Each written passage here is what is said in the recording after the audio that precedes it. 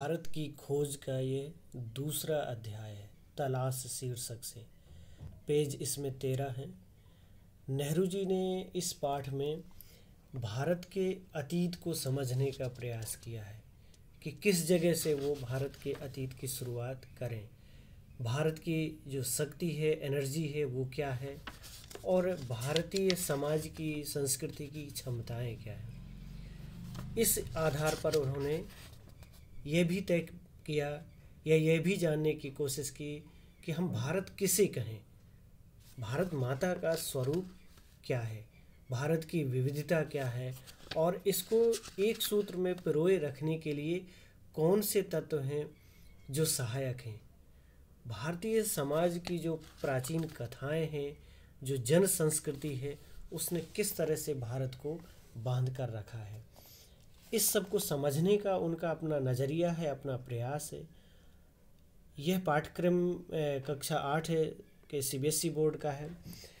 छोटे बच्चे होते हैं इसलिए समझने में उन्हें कठिनाई महसूस होती है, फिर भी अगर वो इसको पढ़ेंगे, बार बार पढ़ेंगे और मेरी वीडियो सुनेंगे तो आप समझने में आपको बड़ी ही सुविधा होगी।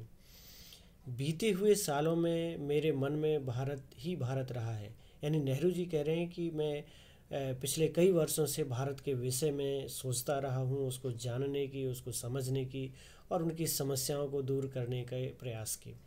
इस बीच में बराबर उसे समझने और उस अपनी प्रतिक्रियाओं का विश्लेषण करने की कोशिश करता रहा हूँ। मेरे बचपन में मैंने बचपन की ओर लौटकर याद करने की कोशिश की। मैं तब कैसा महसूस करता था, मेरे मन में इस अवधारणा ने कैसा धुंधला रूप ले लिया और मेरा ताज़ा अनुभव ने उसे कैसे संवारा। यानी जब कोई बच्चा छोटा होता है उस समय उसका अपने समाज को, अपने देश को समझने का दृष्टिकोण अलग होता है। जब वही बड़ा होकर के और उसकी समझ बढ़ जाती है, उसके ज्ञान का दायरा बढ़ जाता है, तो एक नया नज़रिया जन्म लेता है। सवाल उठता है कि आखिर ये भारत है क्या, अतीत में ये किस विशेषता का प्रतिनिधित्व करता था। यानी भारत किन विशेषताओं से युक्त एक जगह का नाम है। उसने अपनी प्राचीन शक्ति को कैसे खो दिया, क्या कमियां आ गईं जिसके कारण से उसे ये गुलामी का दौर देखना पड़ रहा है। क्या उसने इस शक्ति को पूरी तरह से खो दिया है या इसकी एनर्जी कहीं ना कहीं छिपी हुई है जिसको निकाल करके फिर से उस ताकत का इस्तेमाल करके ये देश अपने आप को स्वतंत्र कर पाएगा, आज़ाद कर पाएगा। विशाल जनसंख्या का बसेरा होने के अलावा क्या और भी कुछ ऐसा है जो जानदार हो, जो बहुत ही शक्तिशाली हो, जिसका इस्तेमाल ये भारत कर पाए और आधुनिक विश्व से उसका तालमेल किस तरह से बैठता है। भारत मेरे खून में रचा बसा है, यानी मन में समाया हुआ है। इसके बावजूद मैंने उसे एक बाहरी आलोचक की नज़र से देखना शुरू किया। यानी नेहरू जी का कहना है कि जब हम भारत को, अपने देश को अपने नज़रिए से सोचते हैं, उसके नागरिक के नज़रिए से, तो हमें अक्सर सब अच्छा अच्छा दिखता है, उसकी कमियां नज़र नहीं आती हैं। लेकिन जब हम बाहरी आलोचक की नज़रिए से देखते हैं, विदेशी की नज़रिए से देखते हैं, तब हमें उसकी अच्छाइयाँ भी दिखती हैं और उसकी कमियाँ और खामियाँ भी दिखाई देने लगती हैं और उन कमजोरियों को दूर करके हम पुनः ताकत इस्तेमाल कर सकते हैं और देश को गुलामी के बंधन से मुक्त कर पाएंगे। तो इसलिए उन्होंने ये अपना नज़रिया चुना। मैंने इसे संभवतः उसी भाव से देखा जैसे संभवतः किसी पश्चिमी मित्र ने, यानी पश्चिमी दृष्टिकोण से, पश्चिम का मतलब यूरोपीय नज़रिए से जो देखा जा सके। मेरे भीतर शंकाएं सिर उठा रही थी, क्या मैंने भारत को वाकई जान लिया है, समझ लिया है।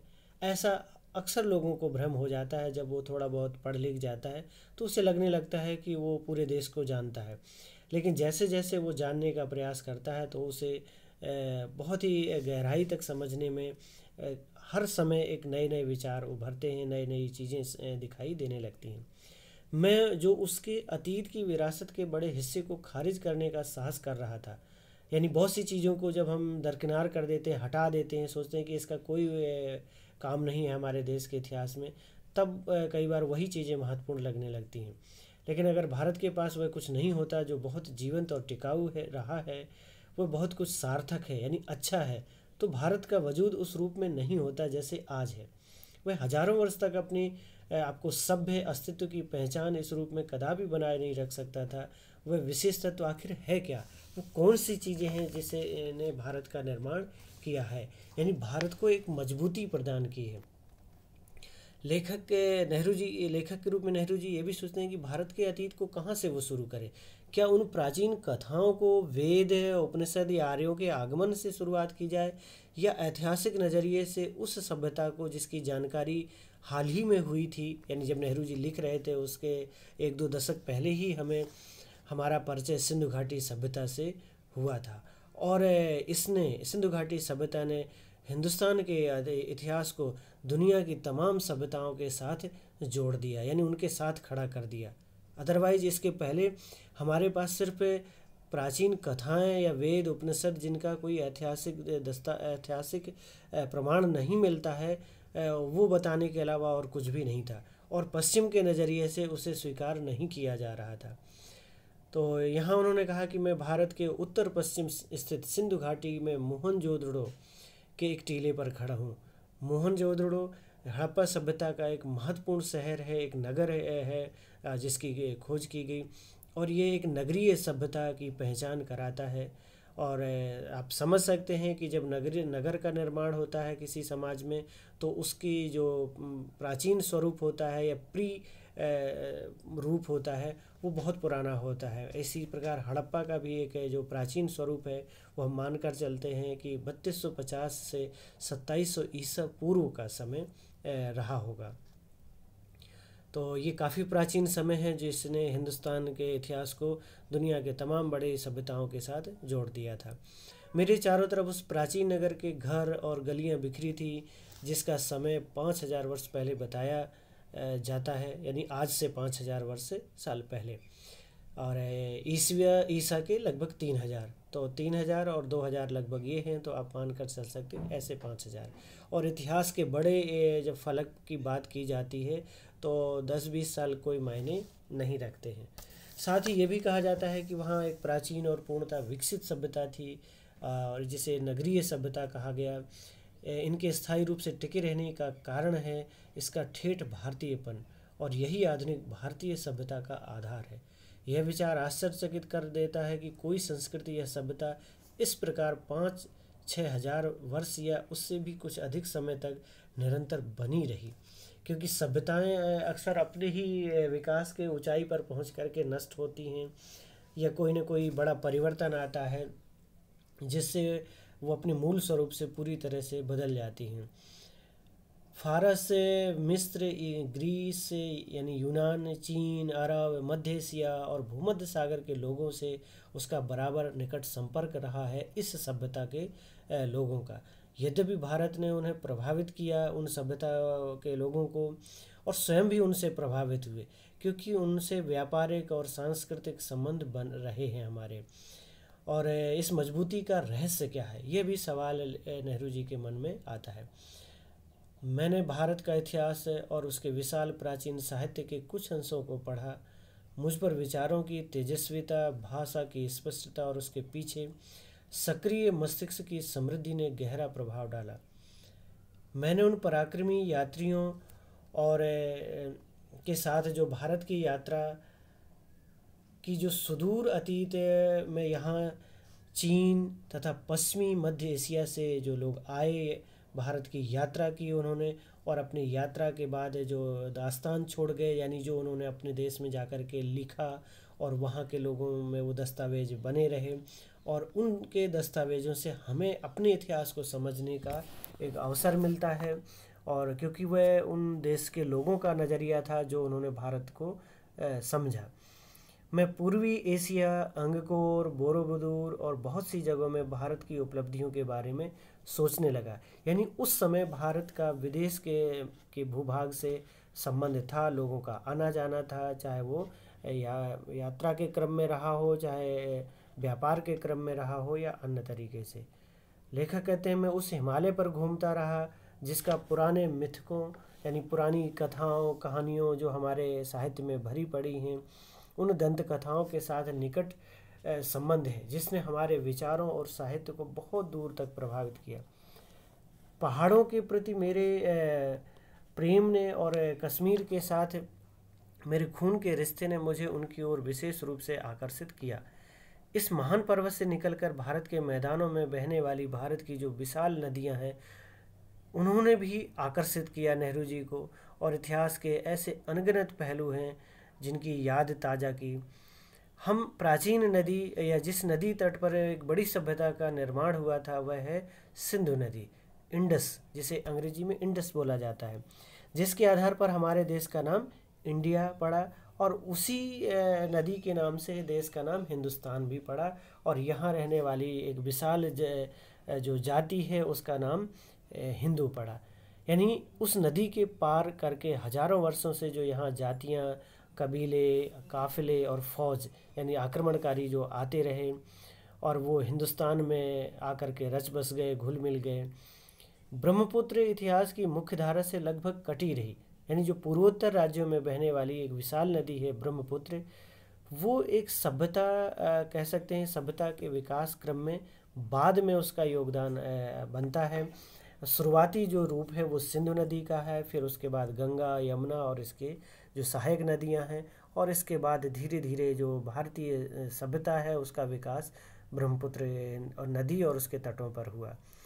पुरानी कहानियों में आज भी जीवित और उत्तर पूर्वी पहाड़ियों के हृदय में गहरी पड़ी दरारों के बीच से बरबस मार्ग बनाती हुई भारत में प्रवेश करती है ये ब्रह्मपुत्र नदी। फिर पहाड़ों और जंगलों से भरे मैदान के बीच शांत रमणीय धारा के रूप में बहने लगती है। यमुना नदी, जिसके चारों ओर नृत्य, उत्सव और नाटक से संबद्ध न जाने कितनी पौराणिक कथाएं एकत्र हुई। यानी यमुना नदी के तट पर कृष्ण लीला से संबंधित जितनी भी कथाओं का जन्म हुआ, वो हम कह सकते हैं कि ये भारतीय समाज के एक विकास का चरण था, विकास का एक रूप था, जिसे हमने एक भगवान के रूप में मान लिया, लेकिन वो उसके तट पर अनेक कथाओं का, अनेक चीज़ों का विकास हुआ। इसी प्रकार भारत की गंगा नदी, ये भी इतिहास के आरंभ से ही भारत के हृदय पर इसने राज किया। आप जानते हैं कि गंगा नदी का अवतरण भागीरथ, जो सूर्यवंशी भागीरथ थे, वो अपने पूर्वजों का उद्धार करने के लिए उन्होंने वो धरती पर लाए। तो कहने का तात्पर्य है कि जो भारत की आर्य सभ्यता है उसकी तमाम कहानियों, तमाम समाज के कई रूपों का विकास इस नदी तट पर हुआ। आप महाभारत काल में आप देखते हैं कि भीष्म पुत्र गंगा और कर्ण का भी जो जुड़ाव गंगा से है। तो इन नदी रूपों का बहुत बड़ा योगदान भारतीय समाज को निर्मित करने में रहा है। ठीक है, जिसने इतिहास के आरंभ से ही हमारे देश में योगदान दिया। प्राचीन काल से आधुनिक युग तक गंगा की गाथा भारत की सभ्यता और संस्कृति की कहानी है।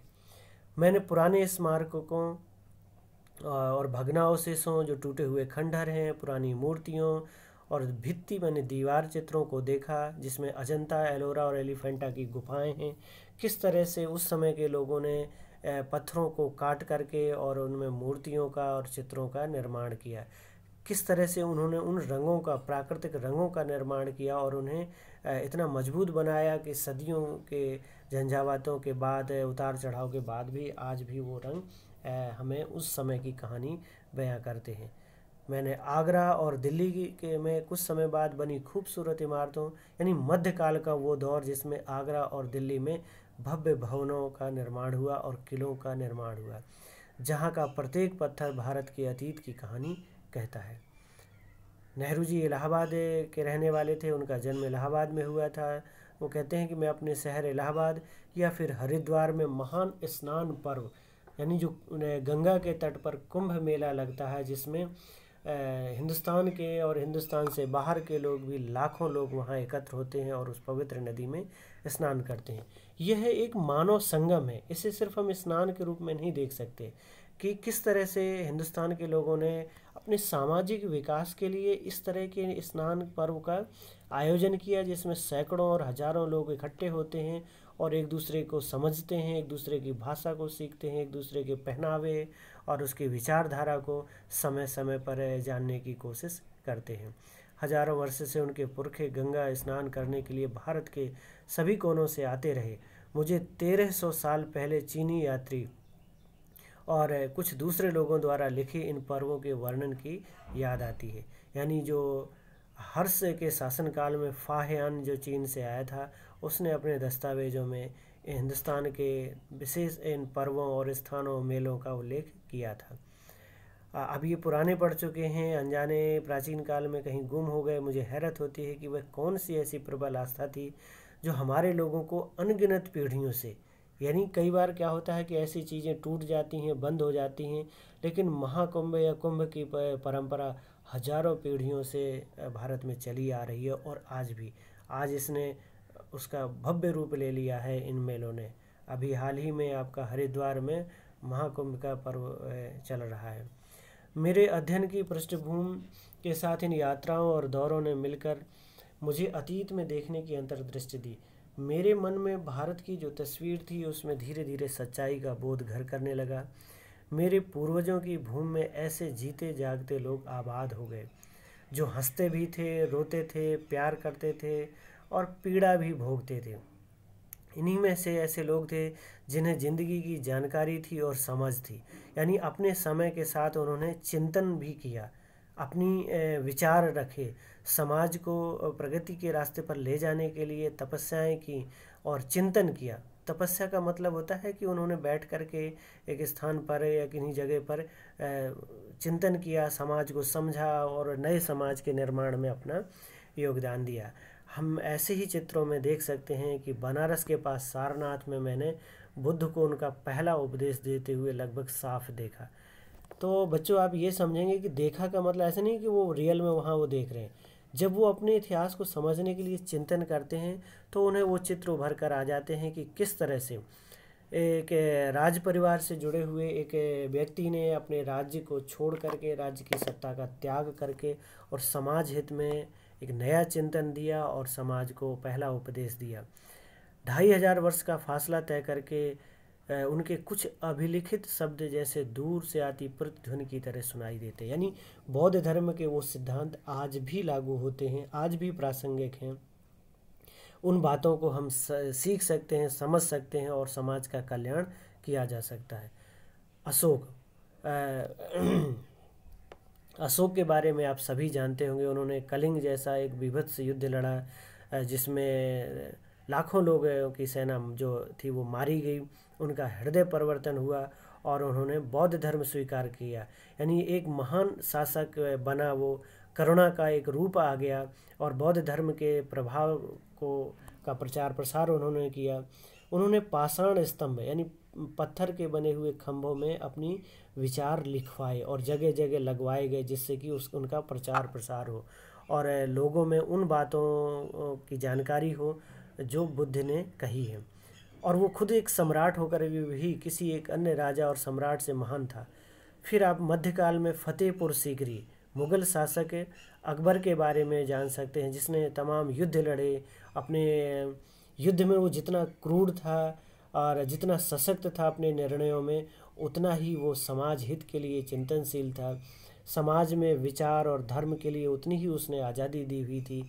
फतेहपुर सीकरी जो उसकी राजधानी थी, वहाँ बैठ कर के उसने अनेक मत के लोगों को, अनेक विचारधारा के लोगों को वहाँ बुलाया, उनसे वाद विवाद किया, उनसे विचार विमर्श किया और उन्हें पूरी आज़ादी दी अपनी बात रखने की और एक नए धर्म की स्थापना की थी, दीन ए इलाही, और बिना किसी दबाव को उसे लोगों को समझने के लिए और स्वीकार करने के लिए छोड़ दिया था। तो ऐसे महान सम्राट का चित्र भी उभर कर आता है। इस तरह भारत के इतिहास की लंबी झांकी अपने उतार चढ़ावों के और विजयों पराजयों के साथ जैसे धीरे धीरे मेरे सामने खुलती जा रही थी। मुझे इतिहास के 5000 वर्षों से चली आ रही सांस्कृतिक परंपरा की निरंतरता में कुछ विलक्षणता प्रतीत होती है कि ये परंपरा दूर दूर तक जनता में फैली थी, जिसने उस पर गहरा प्रभाव डाला था। ये कैसे चीज़ें उस समय के संसाधनों में एक दूसरे तक ट्रांसफ़र होती थी, एक पीढ़ी से दूसरे पीढ़ी तक जाती थी, ये नेहरू जी के मन में बात आ रही थी।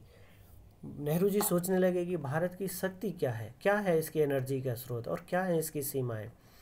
भारत की शक्ति के स्रोतों और उसके पतन और नाश के कारणों की खोज लंबी और उलझी हुई है। यानी इतना शक्तिशाली जो समाज था और वो पतन का उसमें कैसे हुआ, क्या कारण थे। तो यूरोप के मुकाबले भारत टेक्नोलॉजी की दौड़ में पिछड़ गया।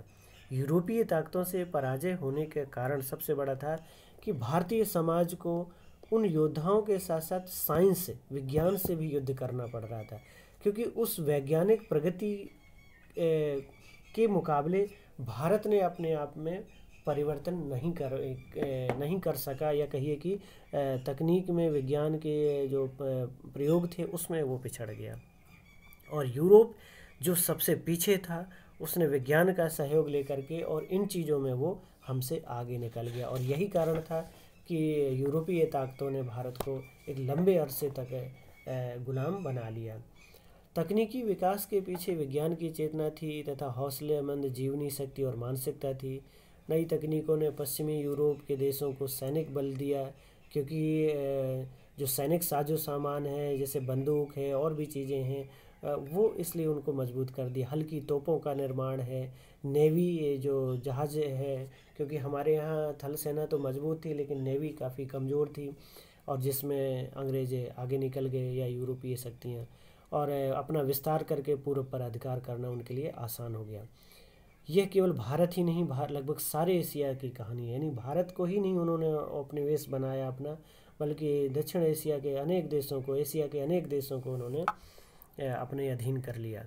ऐसा क्यों हुआ, इस गुत्थी को सुलझाना ज़्यादा मुश्किल है, क्योंकि पुराने समय में तो भारत में मानसिक सजगता और तकनीकी कौशल की कमी थी नहीं, यानी प्राचीन भारत में। लेकिन बाद की सदियों में गिरावट आती गई। हम क्या है कि उन्हीं चीज़ों का रिवीजन तो करते रहे, यानी परंपरागत रूप से सीखते तो रहे, लेकिन उसमें कुछ नयापन लाना या बदलाव लाना या समय के साथ उनकी तकनीकों में हमने कोई परिवर्तन नहीं किया। जीवन की लालसा और उद्यम में कमी आ जाती है, क्षीण होती इस रचनात्मक प्रवृत्ति, यानी नई चीज़ों को सीखने की जो प्रवृत्ति की जगह हमारे देश में अनुकरण की प्रवृत्ति ने ले लिया। यानी जो पुरखों ने हमें जो बना कर दिया, हम उसको तो हूबहू बनाते रहे, उन चीज़ों का तो हूबहू पालन करते रहे, लेकिन उसमें हमने कुछ नया नहीं जोड़ा एक लंबे अरसे तक, और जिसके कारण से हम पिछड़ गए। जहाँ कामयाबी के साथ विद्रोही विचार पद्धति ने प्रकृति और ब्रह्मांड के रहस्यों को भेदने का प्रयास किया, यानी दार्शनिक रूप में हम काफ़ी गहराई हासिल की, लेकिन उसमें शब्दाडंबर, यानी शब्दों की जादूगरी, शब्दों का प्रयोग करना, उनकी व्याख्या करना, अलग अलग तरह से व्याख्या करना, ये सब तो हम करते रहे, लेकिन उसमें कुछ नया चिंतन नहीं आया। भव्य कला और मूर्ति निर्माण का स्थान जटिल पक्षीकारी ने ले लिया। यानी आप देखेंगे कि जो प्राचीन भारत में हमारी जो बड़े भव्य भवन हैं या लकड़ी के काम हैं, तो उसमें बहुत बारीकी से उनमें खुदाई की गई, उनमें नक्काशी की गई, लेकिन उसमें नई टेक्नोलॉजी का प्रयोग नहीं किया। जैसे सीमेंट सरिया से जोड़ करके नए भवन नहीं बनाए, बल्कि उन्हीं में आप देखेंगे पुराने भवनों में, मंदिरों में किस तरह से बारीकी से मूर्तियों का निर्माण किया जाता रहा। वो एक अच्छाई थी, एक क्वालिटी थी। लेकिन समय के साथ जो बदलाव होना है, जैसे पुलों का निर्माण करना है, अब अगर पुल का निर्माण होगा तो आप एक भूभाग को दूसरे भूभाग से आसानी से जोड़ लेंगे, सेना को एक स्थान से दूसरे स्थान पर ट्रांसफ़र आसानी से कर लेंगे। लेकिन अगर आपने बदलाव जब नहीं हुए, तो वही नाव से नदी को पार करना, ये करना, वही हमारे पुराने तरीके रहे, और जिसके कारण से अंग्रेज हम लोगों को जल्दी ही कवर कर लेते थे। प्रभावी किंतु सरल, सजीव, समृद्ध भाषा की जगह अत्यंत अलंकृत और जटिल साहित्य शैली ने ले लिया। इसी तरह से हर क्षेत्र में प्रभाव पड़ा। साहित्यिक क्षेत्र में भी हम क्या है, अलंकारों का रस, छंद, उनकी बारीकियों में ज़्यादा उलझे रहे। नए चिंतन यानी नई थीम को जगह नहीं मिली, समाज को समझने का प्रयास नहीं हुआ, नई बातों को नहीं लिखा गया, उन्हीं बातों को उनको सजाते संवारते रहे। इसी तरह से साहसिक कार्यों की लालसा और छलकती हुई जिंदगी, जिसके कारण सुदूर देशों में भारतीय संस्कृति का प्रचार संभव हो सका था, वो भी क्षीण हो गया। यानी हम हिंदुस्तान से बाहर के देशों में हमने आक्रमण नहीं किया, उसकी खोज नहीं की, बल्कि अपने ही दायरे में सिमटते रहे और उसी में ही उलझे बने रहे। हमने महासागरों को पार करने में रोक लगा दी, उसमें धर्म का इस्तेमाल किया, ये रूढ़िवादिता ने जन्म ले लिया, और हमने ये मान लिया कि महासागर को पार करना पाप है, नमक को पार करना पाप है। और इसका कारण ये हुआ कि बाहरी आक्रमणकारी हमारे हिंदुस्तान में आते रहे और हम अपनी ही धरती पर उनसे लड़ते रहे, तो नुकसान हमारा ही हुआ। हम जीते या हारे, नुकसान हमारा ही दोनों रूप में। यदि हम आक्रामक रहे होते, हमारी सेना दूसरे क्षेत्रों में आक्रमण करने के लिए जाती रही होती, तो हम चाहे हारते या जीतते, लेकिन हमारे हिंदुस्तान का बचाव बना रहता। ये आप समझने का प्रयास करेंगे सभी बच्चे। जहाँ अतीत की अंधी मूर्ति पूजा ने उसकी जगह ले ली, यानी मूर्तियों के पीछे क्या चिंतन है वो पीछे छूट गया और मूर्ति में ही हमने भगवान मान लिया। और यही कारण है, आप देखते हैं कि सोमनाथ के मंदिर को महमूद गजनवी ने तोड़ा, लूटा, धन संपत्ति ले गया। जहां हमने बहुत सी संपत्ति एक भगवान के नाम पर एकत्रित कर रखी थी, अगर वो एक जगह एकत्रित नहीं होती तो उन्हें लूटना आसान नहीं होता। या हमने मान लिया कि शंकर जी इसकी सुरक्षा करेंगे, तो कहीं ना कहीं हमारी जो चिंतन था वो गड़बड़ कर गया। हमने एक गतिहीन और समाज को जन्म दिया। किंतु यह स्थिति का पूरा और पूर्णतः सही सर्वेक्षण नहीं है। नेहरू जी का ये मानना है कि हाँ, कुछ चीज़ें ऐसी आ गई थी, लेकिन हम इसे पूरी तरह से सही नहीं मान सकते। यदि केवल जड़ता और गतिहीनता का एक रस और लंबा दौर रहा होता तो उसका नाता अतीत से पूरी तरह टूट चुका होता। अगर हम ये मान लें कि ऐसा ही भारत बन गया, पूरी तरह से कमज़ोर हो गया, तो हमारी जो एनर्जी है प्राचीन समाज की, भारत की, वो समाप्त हो जाती। तो कहीं ना कहीं समाज में दोनों तरह का चिंतन रहा। थोड़ी थोड़ी बातें पुरानी भी लोगों ने बात की, चर्चा की उनका, यानी उससे पूरी तरह से वो टूटे नहीं, लेकिन हाँ, कमज़ोर अवश्य हो गया। और एक युग का अंत और उसके टूटे हुए अवशेषों पर, जिसे ध्वंस अवशेष कहते हैं, पर नई चीज़ का निर्माण होता है। इसी तरह से क्रम भंग नहीं हुआ, यानी चीज़ें पीछे से चली आती रहीं, भारत में निरंतरता बनी रही। इसके अलावा समय समय पर पुनर्जागरण के भी दौर आते रहे, यानी पुरानी चीज़ों को पुनः नए सिरे से समाज में लाने के लिए समाज के कुछ उत्साही लोग हमेशा प्रयास करते रहे। और उनके ही प्रयासों का कारण है कि हम पूरी तरह से बिखर नहीं गए और हम अपने आप को एकजुट रख पाए। अक्सर पुराने का केवल बाहरी ढांचा प्रतीक रूप में बचा रहा और जो उसकी अंतर्वस्तु थी, अंतरात्मा थी, जो अंदर छिपी हुई चीज़ें थी, वो बदल गई थी। ऐसी लालसा जो लोगों को उस लक्ष्य की ओर खींचती है जो पूरी तरह से सिद्ध नहीं किया जा सकता। यानी हम कह सकते हैं कि कहीं ना कहीं हमारी कोई मजबूती थी, जिसने क्या कहते हैं, समाज को पूरी तरह से नष्ट होने से बचा लिया। और हमने उसी कहते हैं कि एक मैं उदाहरण आपको दूं कि जैसे लकड़ी का कहीं अलावा आप जलाते हो और उसमें अगर ईंधन में नहीं डालते हो, नई लकड़ी नहीं डालते हो, तो वो धीरे धीरे आग क्या हो जाती है, कमज़ोर हो जाती है। लेकिन अगर उसमें अगर कोई चिंगारी अंदर दबी हुई है, ऊपर से वो राख बन गई है, और आप उससे राख को हटाते हैं और नई लकड़ी डाल करके, नई ईंधन डाल करके उसे फिर से जला सकते हैं। लेकिन अगर वो चिंगारी पूरी तरह से बुझ जाएगी, जो उसके अंदर की राख के अंदर पूरी तरह से आग बुझ जाएगी, तो जलाना मुश्किल हो जाएगा। लेकिन अगर थोड़ी सी भी आग बची हुई है तो आप नया ईंधन डाल करके फिर से जला सकते हैं। ऐसे ही हम कह सकते हैं कि अगर भारतीय अपने पुरानी समय से, पुरानी एनर्जी से पूरी तरह से कट जाता, तो आप समझो कि फिर नए समाज को जिंदा करना और आग जलाना मुश्किल हो जाता। तो राख जरूर बन गई थी, कुछ चीज़ें हमारी नष्ट हो गई थी, लेकिन फिर भी कुछ न कुछ आग जैसी चीज़ बची हुई थी, जिससे नए उत्साह से, नए जोश का ईंधन डाल करके उसको फिर से जला लिया गया। और यही प्रयास जो आज़ादी के आंदोलन में हुआ था। तो ये लगभग 28 से 30 मिनट का वीडियो हो गई है, तो मैं इसलिए पार्ट 1 और पार्ट 2 करके इस टॉपिक को कवर करने की कोशिश कर रहा हूँ, जिससे आपको आसानी हो सुनने में। तो मैं अब इसका जो तलाश शीर्षक से जो दूसरा भाग है, भारत की तलाश करके, वो दूसरे भाग में करूँगा। आप अगर यहाँ तक समझ पाए होंगे तो अवश्य दूसरा पार्ट भी सुनने का प्रयास करेंगे। धन्यवाद।